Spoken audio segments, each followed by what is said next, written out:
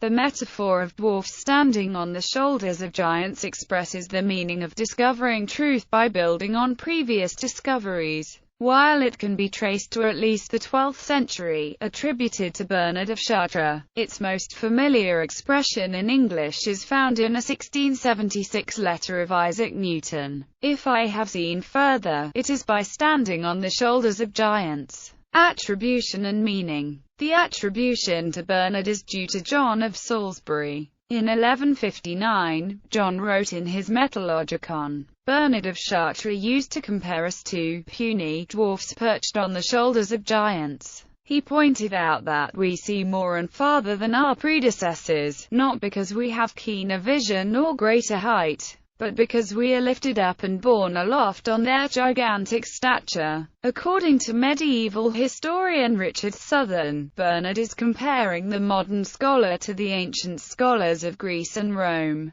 The phrase sums up the quality of the cathedral schools in the history of learning, and indeed characterizes the age which opened with Gerbert and Fulbert and closed in the first quarter of the 12th century with Peter Abelard. The phrase is not a great claim of neither, however, is it an example of abasement before the shrine of antiquity. It is a very shrewd and just remark, and the important and original point was the dwarf could see a little further than the giant. That this was possible was above all due to the cathedral schools with their lack of a well-rooted tradition and the freedom from a clearly defined routine of study. The visual image appears in the stained glass of the south transept of Chartres Cathedral. The tall windows under the rose window show the four major prophets of the Hebrew Bible as gigantic figures, and the four New Testament evangelists as ordinary-sized people sitting on their shoulders. The evangelists, though smaller, see more than the huge prophets.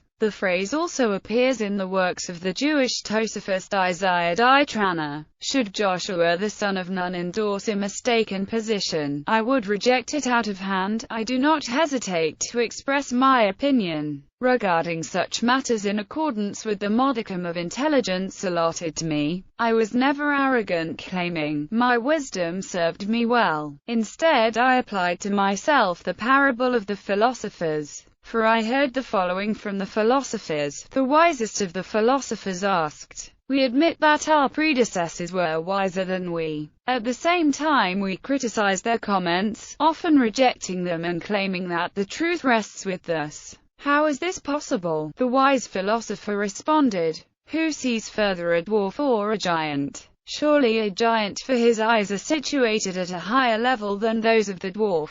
But if the dwarf is placed on the shoulders of the giant who sees further, so too we are dwarfs astride the shoulders of giants. We master their wisdom and move beyond it. Due to their wisdom we grow wise and are able to say all that we say, but not because we are greater than they,